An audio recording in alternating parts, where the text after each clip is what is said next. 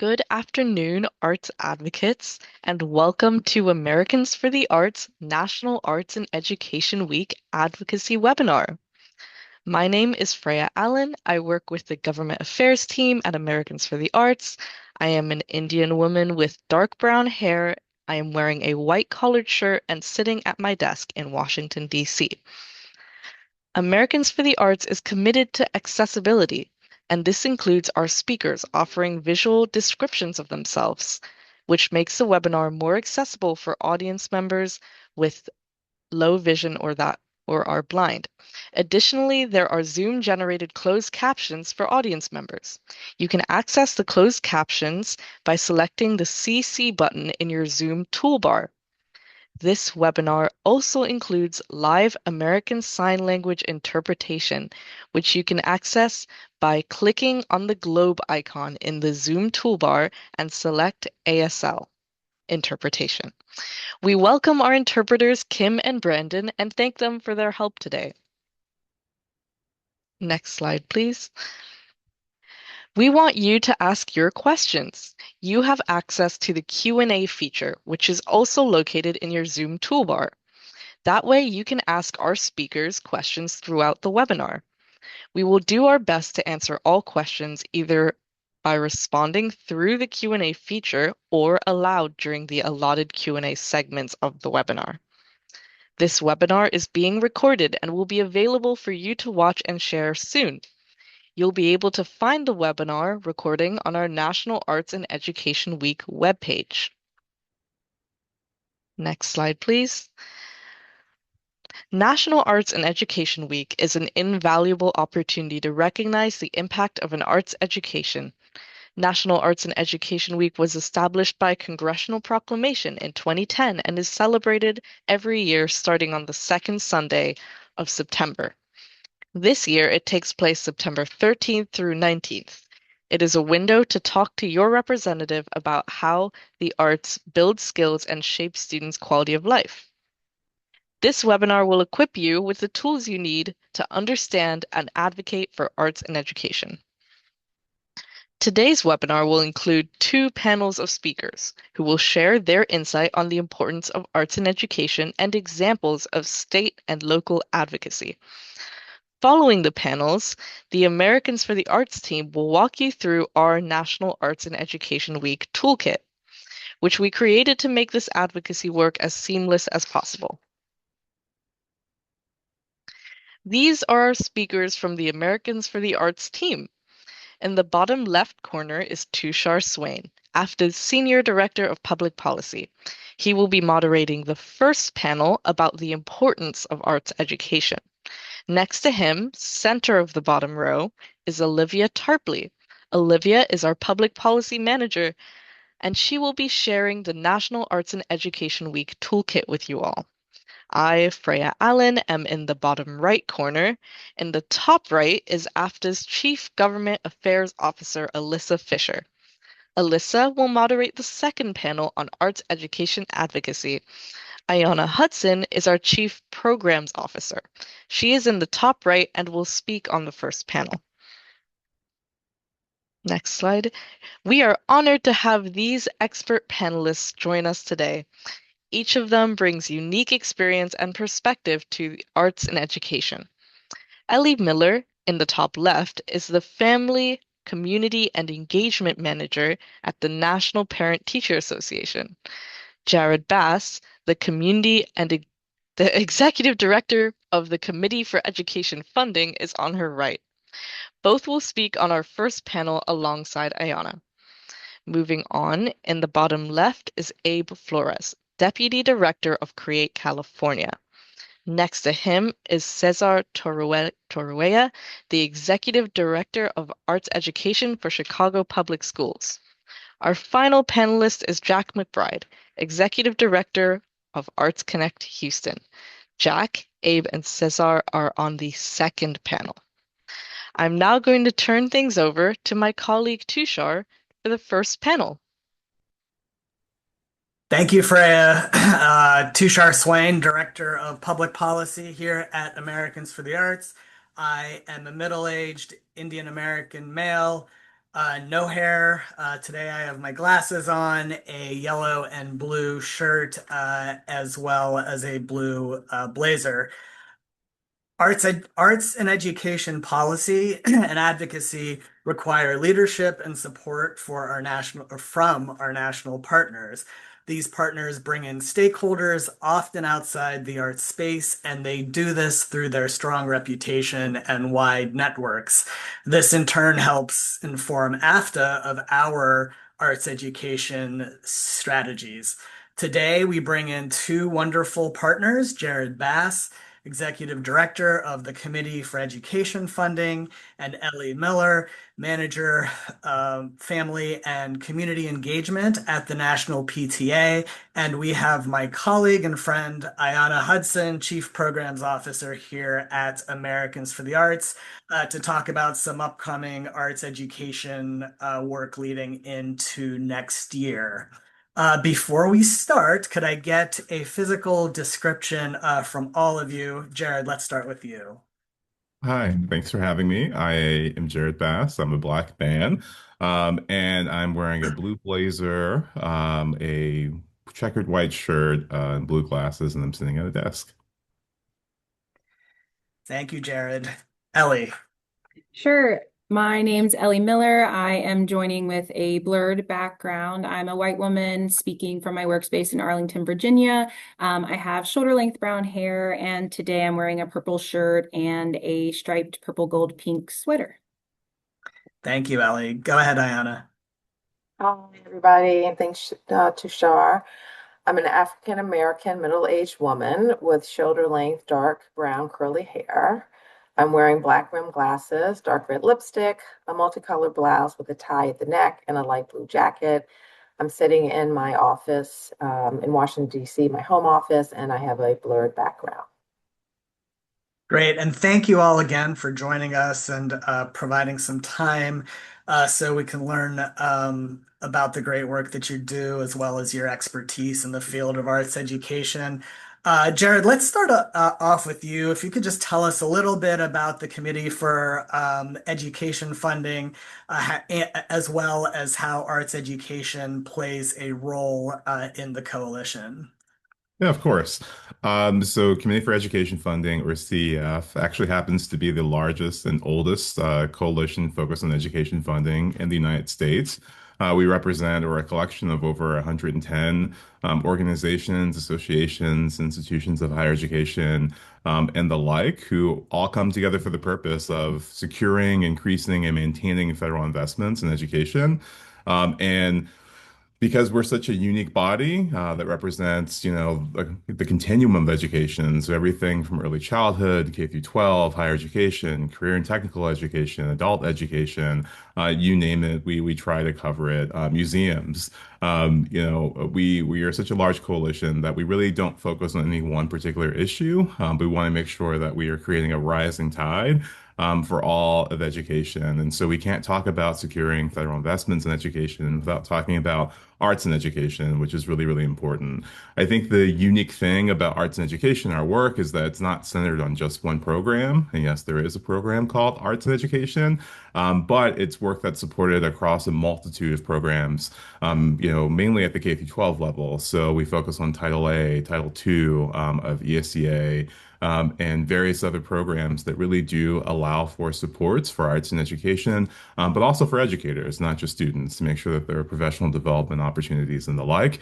I'm sure we'll discuss some of those later. But arts and education is integral to our work because education is integral to our work, and arts is part of that well-rounded education that we strive to make sure is available for every student, everyone who enters into a school. So yeah, thanks for the question. Yeah, and before we move on, I'd love you to tell the audience just about your personal arts connection, if you wouldn't mind. Yeah, sure. So this is like my favorite speaking engagement because I get to just say thank you to every educator, arts educator that really helped me along my way. So I started playing a musical instrument in third grade in my local public high school, or sorry, excuse me, local school in Philadelphia, and continued just to engage with music throughout like my academic career. So much so that like I went to a performing arts high school and played, clarinet there. I was involved with, our city, regional, and then also made it to all states. And that was all just because of the, work and toil of a lot of people who just invested in me and said, hey, you should do this. And so auditioned for conservatory, got into conservatory, the one that I wanted to go to. And it was because of, I think the preparation that a music education gave me that I was not only prepared to do that, but also was prepared to, go on and do some other academic things in college and other career opportunities. And I'm here today, partially because of the work of just great educators, both, for the arts and, some language arts, so just very, very thankful for the opportunity to just brag on arts and education because I'm certainly a product of it. Well, thank you for being such a wonderful advocate. I'm going to move on to Ellie. Ellie, could you tell us about your role at the PTA as well as why arts education policies and programming are important to the National PTA? Sure, absolutely. Thanks for the question. I am a program manager for National PTA Center for Family Engagement, which our work really focuses on evidence-based approaches to family engagement. And our team also supports programming opportunities for millions of our members across schools in this country and DODEA schools in Europe. National PTA is the oldest and largest child advocacy association in America, and our support for the arts is really born out of that commitment to advocacy and specifically being a powerful voice for all children. Our efforts in arts education really kicked off in earnest over 50 years ago with the founding of our PTA Reflections program, which was founded in 1968 by a woman named Mary Lou Anderson, who took her local commitment to advocacy and after seeing the value of the arts in her life and in the Colorado school system, and really decided to commit her legacy to making a national opportunity for all students to be able to have access to the arts, regardless of what arts education looked like in their community, from like a funding landscape, but also from a perspective of safe and stable and consistent access to the arts, recognizing that the community and having a strong community commitment to arts education is just as important for creating an ecosystem where advocacy can thrive and work.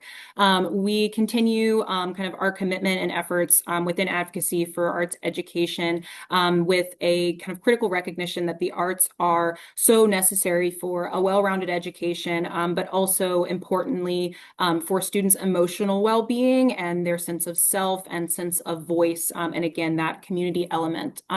We continue, of course, our legacy of reflections, expanding the program. We offer 6 categories across the disciplines. We annually reach over 100,000 students each year.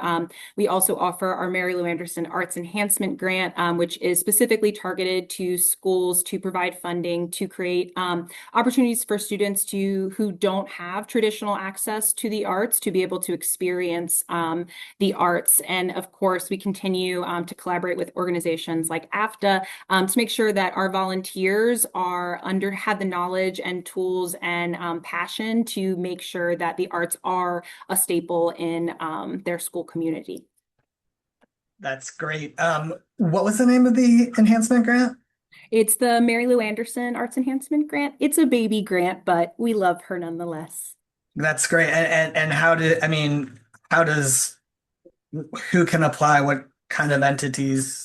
Absolutely. So the Yeah. grant is open to PTAs, and our grant application process actually opens during Arts and Education Week on September 15th. So PTAs can apply for the grant funds at pta.org/grants. And like I said, it's targeted for providing opportunities for students who may not have traditional access. And what that looks like, it's a pretty flexible grant as long as it's focused on arts education and student access to the arts. Great. Thank you for that.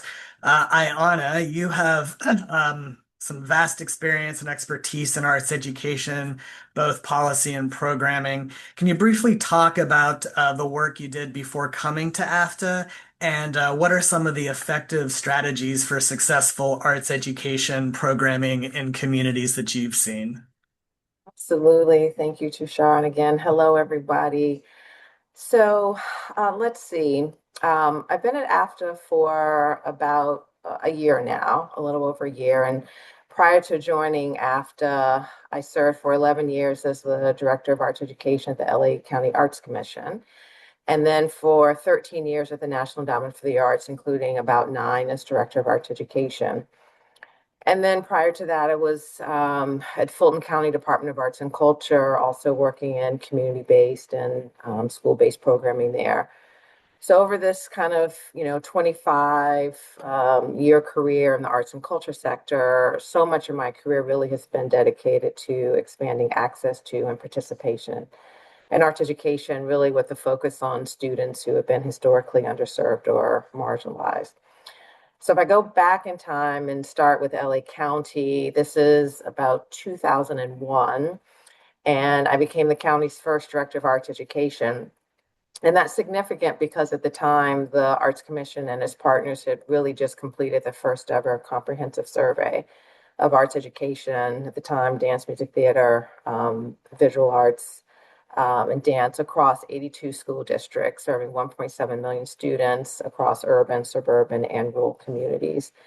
And as I think back about that data, the findings really were eye-opening. And the data revealed some students were receiving some arts education some of the time. Access was inconsistent and really inequitable across the school districts. So the survey helped us to better understand barriers embedded within the educational system and how those barriers really affected student access, participation, and opportunity.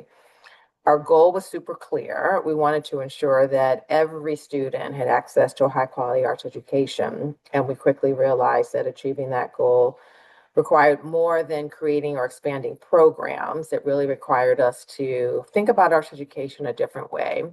And so we embarked upon building a new, strong, and sustainable infrastructure for arts education across the county. So this included working with school districts to develop arts education policies and to adopt these policies at the school district level. Embedded language within that policy was ensuring that the arts would not be the first on the chopping block in times of budget restrictions. We invested in leadership by providing seed funding for arts coordinators, other key central office staff. We advocated for appropriate ratios of arts teachers to students, encouraged dedicated funding streams for arts education, and created a system to measure, track, and then publicly report progress against these indicators. So at the same time, and this really builds on what Ellie was saying in terms of strong community commitment to arts education, we also focused on community engagement, cross-sector partnerships, and capacity building, working alongside school districts, educators, parents, students, arts organizations, community leaders, helping them to realize their own vision for arts education and working with them to create conditions necessary to sustain that vision over time. So one of the most important lessons I think I learned from that experience was the power of systems change and moving from thinking about programs to thinking about systems. So instead of asking how we could provide more arts education opportunities ourselves, we really asked, what do we need to change across the education ecosystem so that every school district could sustainably provide arts education for every student? And that shift in perspective really was transformational. And we learned that lasting impact requires data to help us understand where those inequities exist, policies to help us institutionalize priorities, resources and staffing, again, to build capacity, and accountability measures to really sustain progress over time. So I brought those lessons with me when I arrived at the National Endowment for the Arts. And this is where I served as arts education director and had the opportunity to really apply what I had learned at the local level on now a national scale and really work to deepen the impact of federal investments in arts education. So one of the things I did at the NEA and working with the incredible team there was to develop and implement a three-pronged funding strategy, focusing on students, educators, and systems, but all in service of this new vision of every student engaged and empowered through an arts education. And of course, while direct support for students and educators were essential, we recognize that equitable access would require, again, strengthening the systems that shape opportunity. So through our systems-focused funding, we supported states, school districts, and communities really in building cross-sector partnerships, collecting and using data, developing arts education policies, and creating strategic plans to guide their implementation. We funded critical leadership positions, strengthened local capacity, and supported shared measurement and evaluation frameworks, again, to track progress and outcomes. These investments were not designed to simply support individual programs, but again, this idea of strengthening the infrastructure that you need for long-term success. So we were able to leverage federal resources to attract and align local investments. And through that, communities were able to build stronger partnerships, policies, and accountability systems that support arts education. I'll close just by saying, once again, really as I reflect on the experience at the NEA and at LA County, I think the overall lesson is really clear that to build meaningful and lasting impact, it comes from changing the conditions that shape access and opportunity. And when we make sure communities and school districts have access to the data, strengthen their leadership, the right resources and partnerships, and grounded by the policy frameworks they need, we can make sure that we collectively are better positioned to ensure all students can benefit from a high quality arts education, and really leaning into everything that Gerard and Ellie said as well, but thinking about what is the infrastructure and the system to ensure those kinds of systems can thrive. Thank you, Ayana. And there are a lot of things you're talking about there that we will come back to on, because I know you're doing some work now, but things like, policy, advocacy, coalition building, data. We'll circle back to some of the work that you and your team are doing. But Jared, coming back to you, um, uh, getting back to federal funding, we've have some advocates who are concerned about the interagency agreements and what they would potentially do to funding in terms of the distribution of funding from now, which will ultimately be the Department of Labor, to state education agencies and then to local education agencies. Have you seen any impact or since those interagency agreements have occurred? Have there been any delays or issues with funding?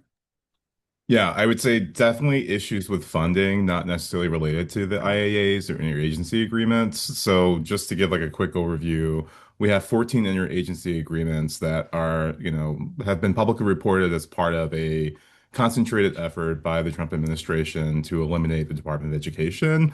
The Secretary of Education, Ms. McMahon, has called this a proof of concept, which is basically outsourcing the work of the Department of Education and transferring offices, personnel, and tasks from the Department of Education to partnering agencies like the Department of Labor, which you mentioned, Health and Human Services, Department of Justice, Department of the Interior, and the list goes on, and State Department as well.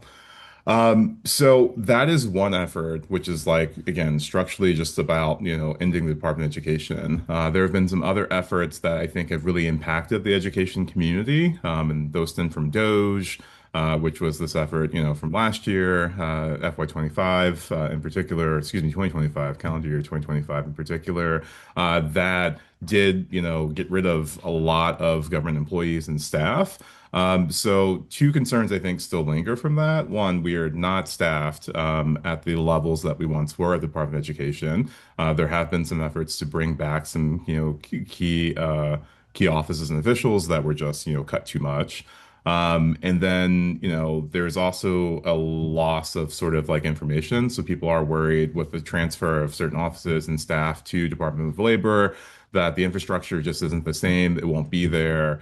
That you're not going to have an education champion fighting for education in the same way that we had, with previous iterations of the Department of Education. So, like, if education is one issue within a multitude of issues that are buried within, HHS or even labor, that becomes sort of an issue. And then also, we've seen movement from Congress to both rebut in some ways, and also to support sort of the codifying of these 14 interagency agreements. The House had one effort in the markup, which they led. The Senate had another one where they actually saw that it was inappropriate to support the transfer of things like elementary and secondary education, higher education, special education, and rehabilitative services to the Department of Labor, that those are core functions of the Department of Education should remain.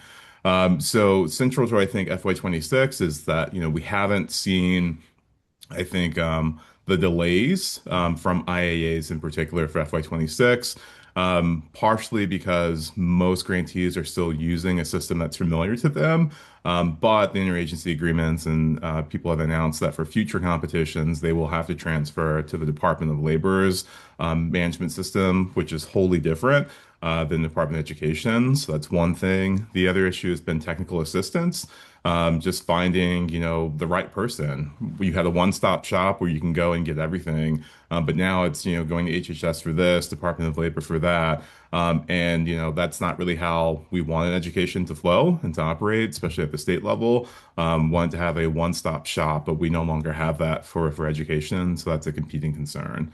The other thing I would say that is like not necessarily the IAA issue, but is tangential, is that we are seeing a lot of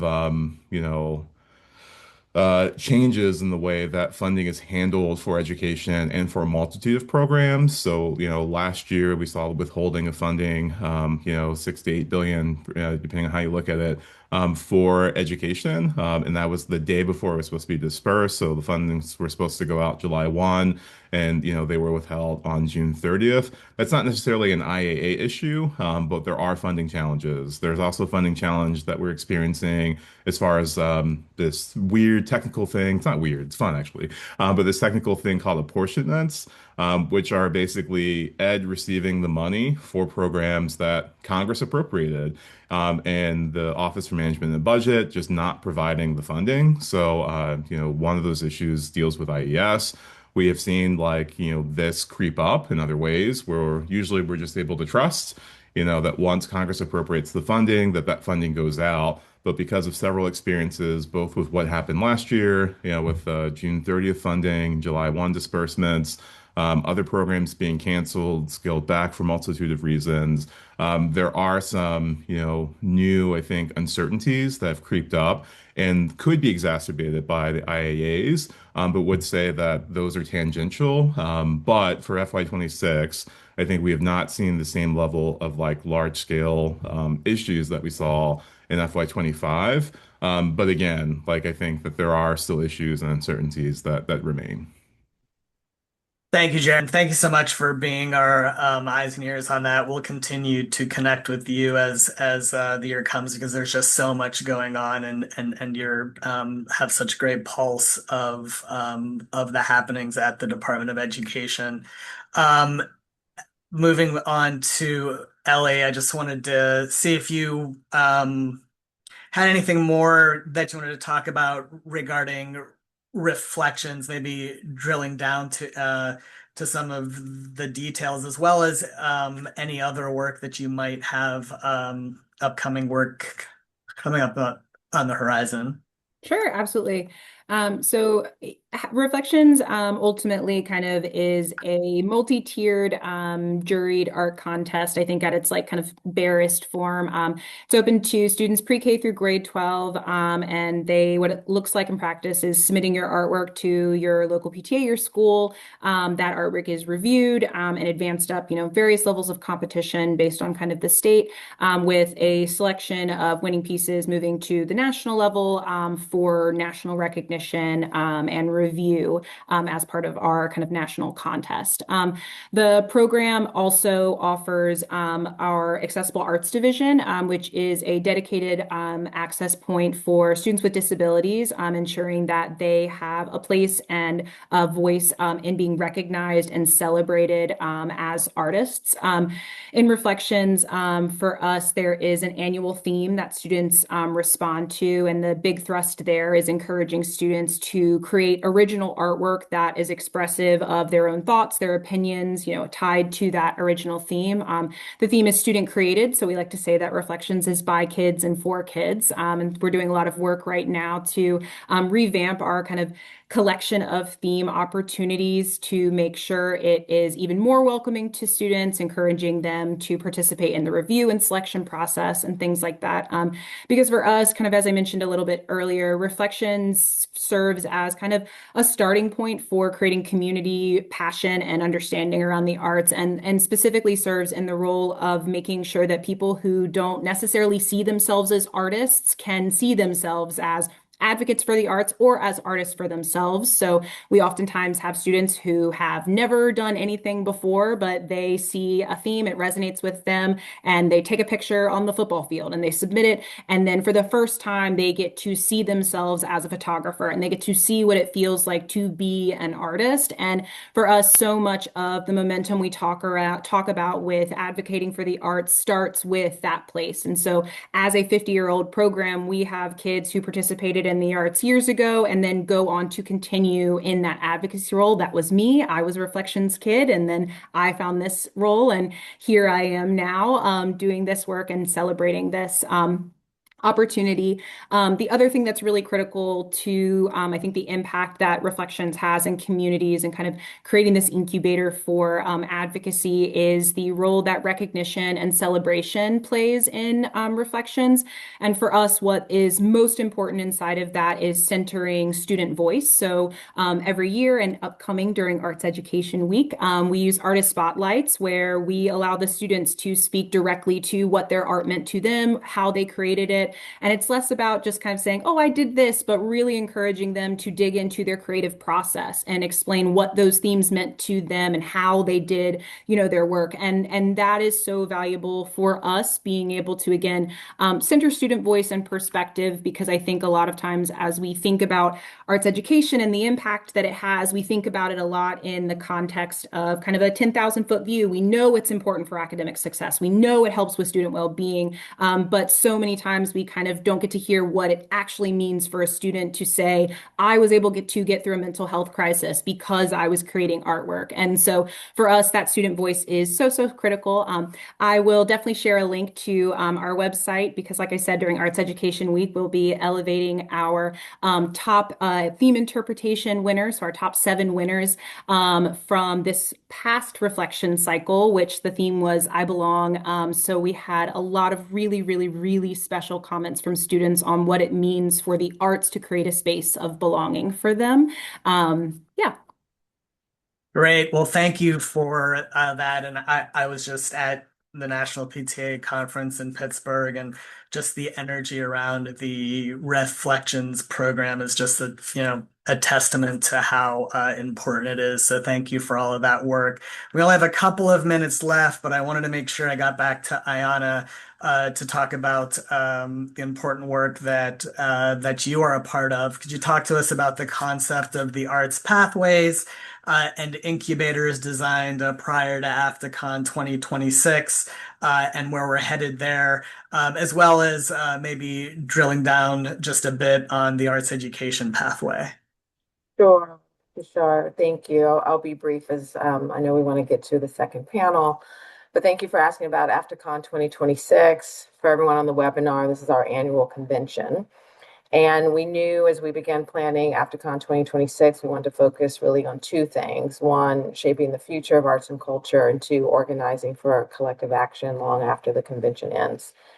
So to support this vision, we developed 9 pathways that we believe are critical to the future of the field, of course, including a dedicated pathway for arts education.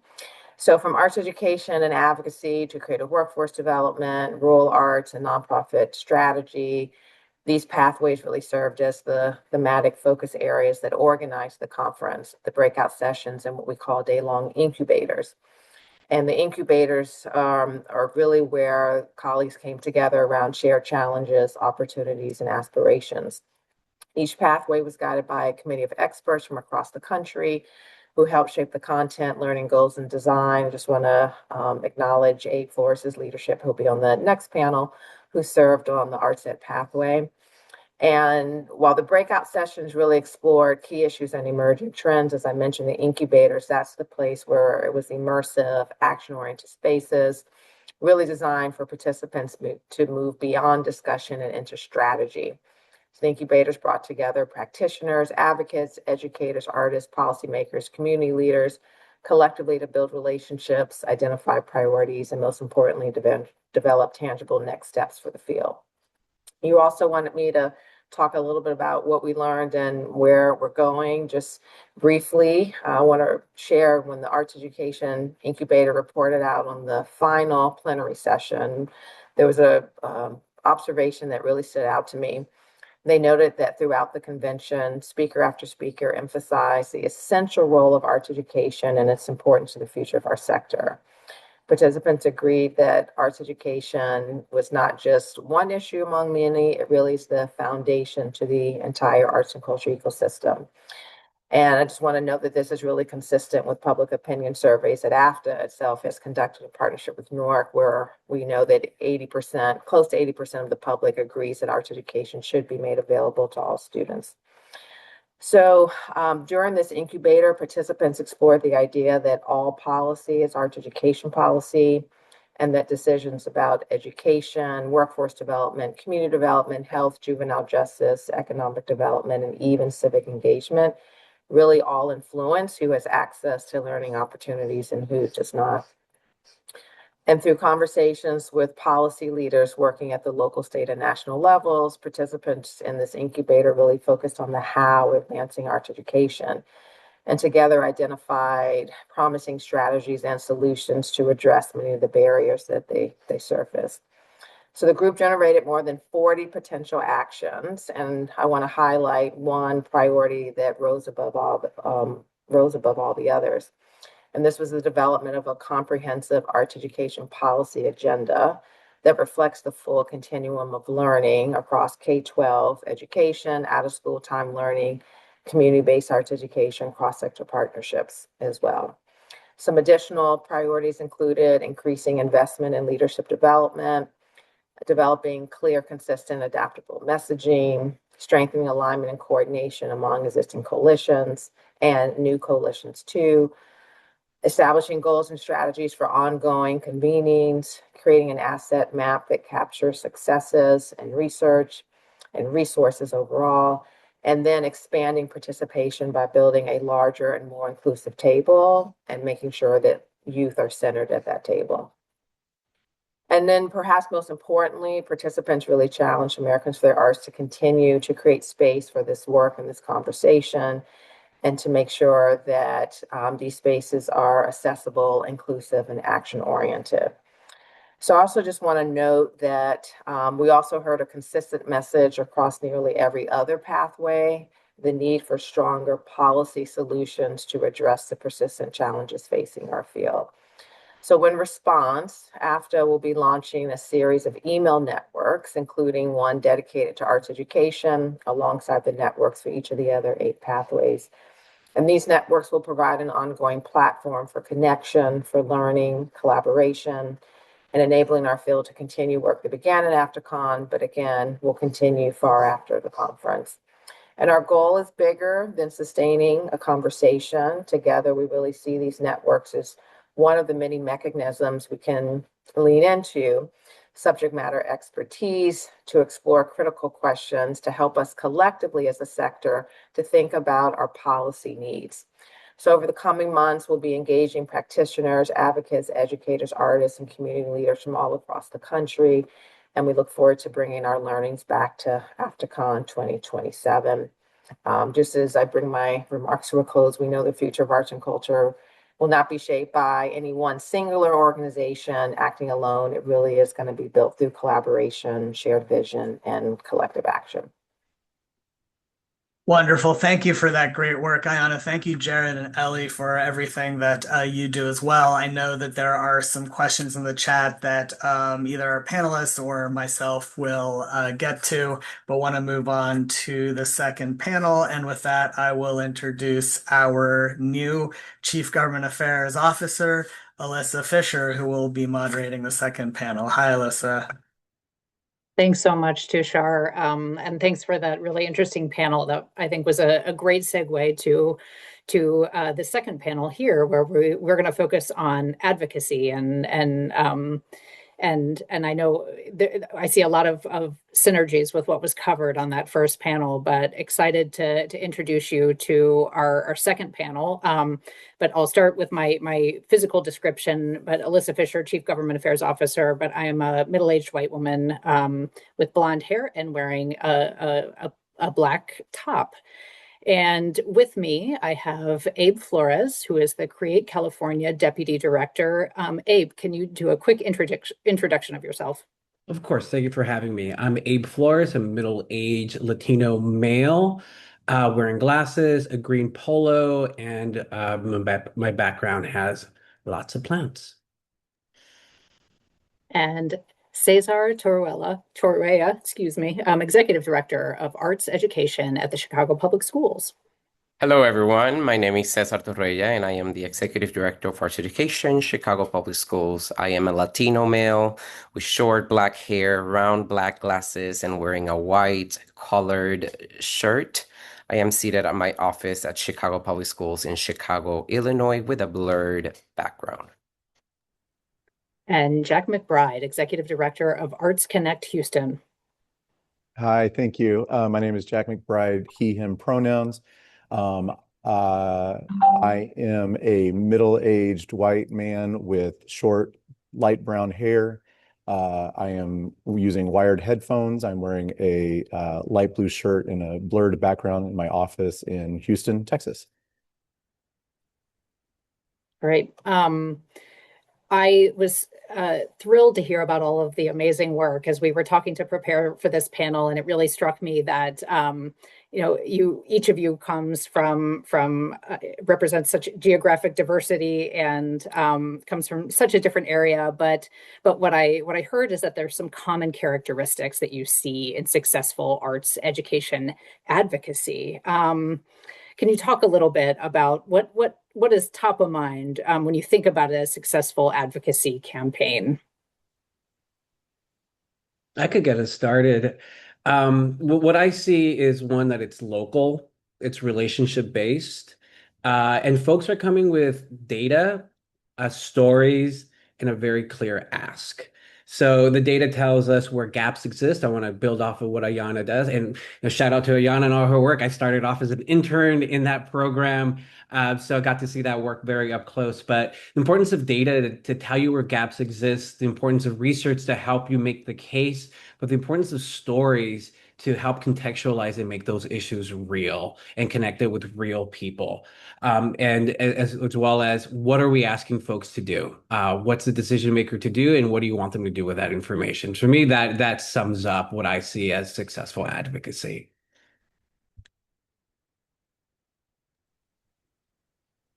That's a great starting point. And one thing I also heard is just the importance of local context. So I'm wondering if Jack, maybe you could speak more to that, or Abe, you brought this up, but how I know folks listening on this webinar are already active and eager to support, but how might they best do that locally? Yeah, I think for us specifically in Houston, we're dealing with a very large school system, and Abe and Cesar are as well. And our very particular nuance in our large school system is that the state of Texas had to do what they were calling an intervention and took over the public school here. And so our advocacy was really shaped by sort of slow and steady advocacy as compared to um, sort of, I think the quote Abe used recently is not agitators.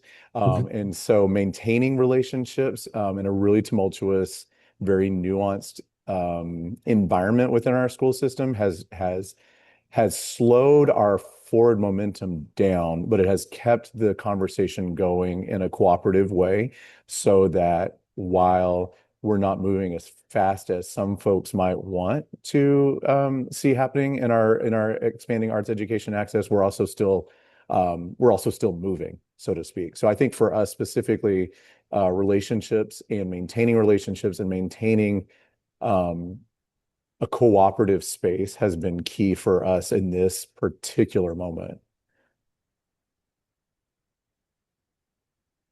That's great.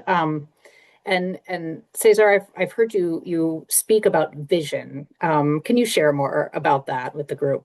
Yeah, I couldn't agree more with what Abe and Jack just shared. You know, when I looked at successful local arts advocacy, the biggest shift is that I've seen is moving from emotional appeal to systemic accountability.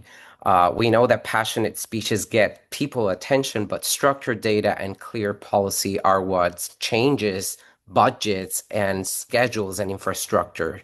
And so in successful ecosystem, you see three characteristics. You see coalition building across sectors. You see grassroots leadership inside schools, inside organizations, and also data transparency.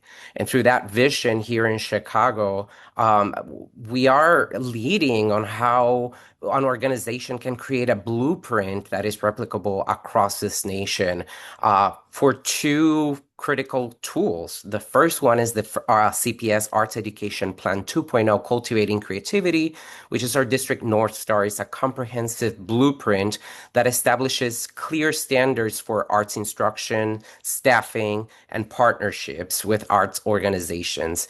It sends a clear message that arts aren't an elective or an add-on, they are the core curriculum.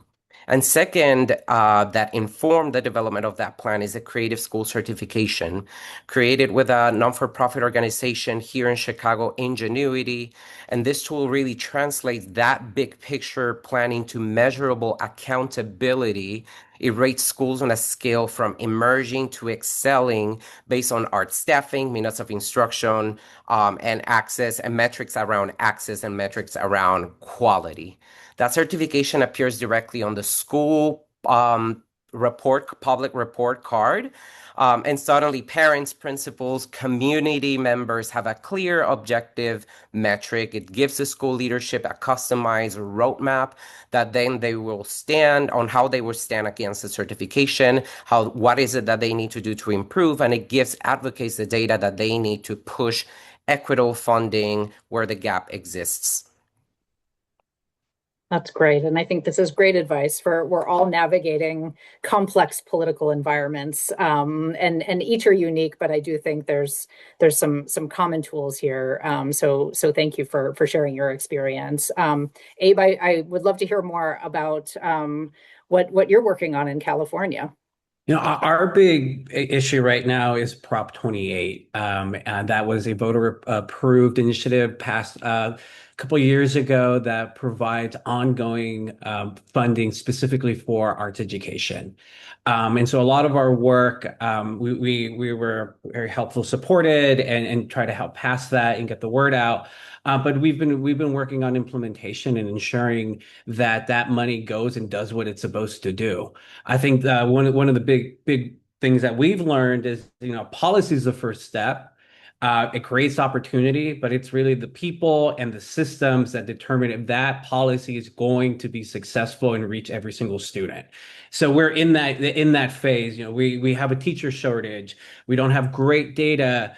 And we were trying to ensure that every single school has the capacity, has the assistance in order to develop robust programs. Because the money's out, great things have happened, but it has been uneven. Because there are some school districts that don't have strategic plans or arts folks or a district level person thinking about this, and so we're starting at different places. So our big work right now is ensuring clarity on the law and trying to promote promising practices, but also getting our advocates at the local level to ask the questions and be a resource.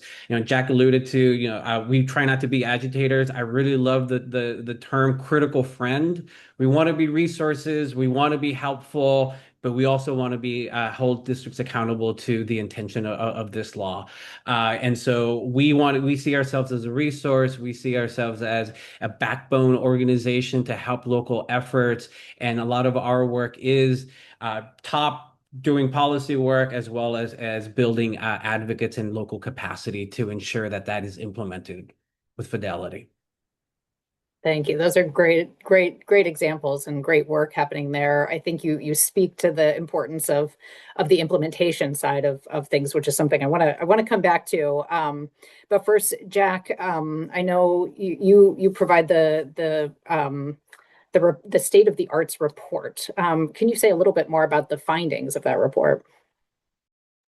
Yeah, absolutely. We produce every spring a report called State of the Arts for Houston Independent School District. Just as a side note, we recently expanded into 2 neighboring school districts, and we'll have some foundational benchmarking data on those districts this coming spring, along with our full report on Houston Independent School District. So we're working with just over probably 250,000 students in 3 school systems. The State of the Arts report was many, many years in the making and required advocating to the district about having access to data, going through state level publicly available data, being able to analyze that data, working with Ingenuity in Chicago and Parliament, their sister organization for software management and analysis. And the report has shown that even through the state intervention, we've continued to make progress on reducing the number of arts deserts within the school district. So these are campuses that we designate deserts are those that don't have a certified fine arts teacher on campus. And so before the intervention, we were making real progress. Once the intervention started and there was lots of upheaval, we saw a spike in deserts, and now we're moving the needle back, or moving the arrow back in the right direction. But still within the school system, we have about 15% of our campuses with no certified fine arts teacher. And at a district this large, percentage points can mean lots and lots of students. So that's thousands of students that are going to school each day without access to a fine arts teacher. In our advocacy work, and instead of us going to the school board and pointing fingers and saying, how dare you, we're going to the school board and saying, how can we help you get this 15% down to 0? That has been a much more effective approach for us. And I do think by being in groups like this conversation, by leaning on Americans for the Arts, I would do a huge plug for the AFTICON conference and getting to be part of that Arts Ed Incubator Day. Really has given us a lot of tools to be able to go into those school systems and say, you got to get it down to 0. Here's how we can help, and here's why it's a good thing for your kids. That's fantastic. Thank you for sharing that and the amazing work. And again, kind of bringing back to the importance of data and that local context and relationships, the collaboration. And as I reflect on this conversation, resources are always important. They always will be, and funding for the arts is key. But it also strikes me that there's so much more that needs to kind of come in line, and that's a passive way of saying it. It's actually we need to take active actions to kind of to prioritize the arts and make it central. Cesar, could you speak a little bit to that, kind of the non-funding needs Of for course. successful outcomes? Yeah, of course. And it's funny. I always say that funding will follow priorities. If a district or a school generally prioritizes arts, the budget will reflect it. But setting a priority isn't enough on its own. You need to have infrastructure, you need to have tools, but you also need to have leadership. That leadership starts with the principal and district leaders prioritizing arts that protects the arts in the master schedule, ensuring dedicated time for arts instruction rather than treating it as an afterthought or an after school of an elective plug-in. The second, it's tools. And we're so lucky again here in Chicago that with our partnership through Ingenuity, we have developed the Creative School Certification, that accountability measure for 645 schools. We also have Artlook, which is an online platform that allows schools to see where the gaps are. These tools really take the guesswork out of the equity and give us a clear metric to track the progress that we are making. And the third is that infrastructure, that is our humans. We need people to do this work. It's having a dedicated staffing in every building, dedicated arts liaison that is in charge of collecting this data, reporting this data, ensuring that those teachers are participating in arts professional learning, that we are connecting with community arts organizations and supporting the learning that is happening in the classroom. And so when leadership really treats the priority and that we have and provide the tools for that roadmap and the infrastructure supports the people, funding doesn't just follow, it actually drives permanent, measurable transformation. And this is why we're so excited in here that the leadership in Chicago Public Schools are just really utilizing arts education as a key metric to solve one of the biggest districts problems, which is chronic absenteeism, belonging, trust. And we see this through the investment and the historic investments that our leadership are making for the Department of Arts Education. That's wonderful. I would love to keep talking with you, and have just enjoyed this so much. But I know this is a nice segue to the toolkit that's coming from AFTA that Olivia will tell you more about. So I'll make sure we have time for that. But thank you all for just the amazing work that you are doing to lift up the arts, and for your willingness to share that with us on this webinar. And it really reflects the wonderful work that's happening, and sharing some of the challenges too, so we can figure out how to overcome some of those. And really it's clear students, teachers, parents are some of our best advocates. So thank you all for joining this webinar. And with that, I will turn it over to Olivia to unveil the toolkit. Thank you. Thanks all. Thank you so much, Alyssa, and to all of our panelists. I feel like I could listen to all of our colleagues talk forever. You all are so knowledgeable, and we really, really appreciate your time. My name is Olivia Tarpley, and I am the Public Policy Manager here at Americans for the Arts. I'm a white woman with dark brown hair, wearing a black and white checkered blouse. I'm seated in my office here in Washington, D.C., and there is art on the wall behind me. I am really excited to share with you all today our toolkit for National Arts and Education Week. This toolkit includes not only advocacy resources, but social media assets, email campaign items, and other tools that you can use to celebrate National Arts and Education Week. Again, overviewing what's inside, we have ready-made newsletter and website content, social media templates, partner emails, key messaging, and calls to action and resources that you all can use starting today if you'd like. Again, you can use this toolkit however you'd like. Like my colleague Freya said at the beginning, we wanted to ensure that your advocacy and celebration of National Arts and Education Week is seamless, and so please feel free to take advantage of all that the toolkit has to offer.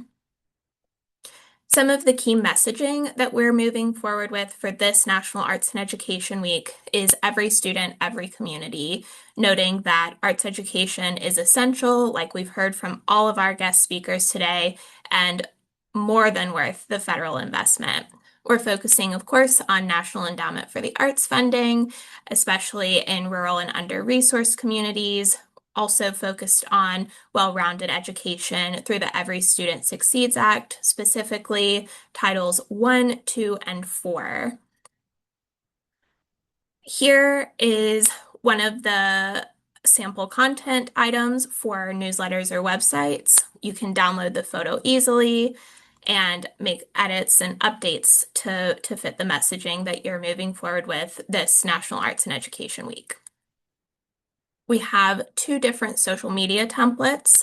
Again, you click to download the photo, and a sample caption included with alt text is ready for you to use. And then if you're looking maybe to post some longer form text on Facebook or LinkedIn, we have option 2 as well. The next piece here is a partner email template. So if you have other colleagues in the field, folks in your community that you're working with, you can download this template, edit it as much as you'd like, and then share along your networks. And we have our advocacy resources. So when you navigate to the National Arts and Education Week webpage, which the link will come into the chat shortly, you'll see tiles very similar to the tiles on the screen, and you can click to download all 8 of the advocacy resources that we're sharing this National Arts and Education Week.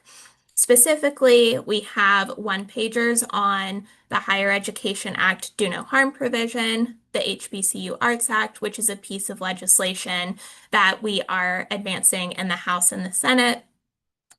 We also have the Arts Education for All Act, which is another piece of comprehensive arts education legislation, and then some additional resources. One that's new this year that I am excited to highlight is our Building Community for Arts Education Advocacy. We also have our public opinion about the arts. I saw there was a question in the chat about using stories in addition to data. And I think that that's one of the best things that we as arts education advocates can do. And so one of the ways you can weave the data in is through the public opinion information and then also sharing your personal stories. And that brings us to the end of our advocacy toolkit. I am so glad to have had all of you on our webinar today. We thank you so much for your time. Just to review quickly, I think that there were a few other questions in the chat. I totally see we had great panelists and discussion, and thank you all so much for attending. We have all of the resources that we talked about today available on our website and hope that you all will follow along with us as we are celebrating National Arts and Education Week 2026. The recording will be made available in the coming days. You can find it on our website, which I have just linked in the chat, and we look forward to advocating with you all over the coming weeks. Thank you so much and have a wonderful afternoon.